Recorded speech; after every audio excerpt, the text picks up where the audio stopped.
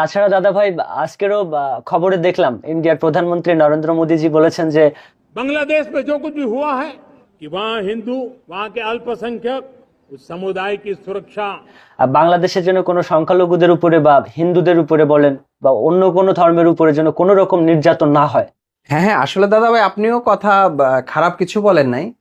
আমাদের দেখা গেছে যে ধর্ম নিয়ে সেই সৃষ্টি শুরু থেকে আজও পর্যন্ত ধর্ম নিয়ে বাড়াবাড়ি কেমন জানি, হিন্দু মুসলিম বৌদ্ধ খ্রিস্টান এক একজনের সাথে এক একজনের লাগালাগি। আসলে কোনো ধর্মেই বলে না যে অন্য ধর্মকে আঘাত করে কথা বলা, ছোট করে কথা বলা। এই যে দেখেন ইন্ডিয়াতেই হিন্দু প্রধান দেশ, তারা কি করে? গরু খাইতে দেয় না, গরু কাটতে দেয় না, গরু কিন্তু ঠিকই বিক্রি করতেছে তারা।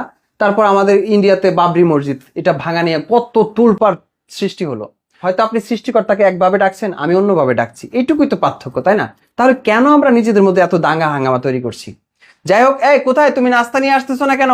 কোথায় নাস্তা নিয়ে আসো?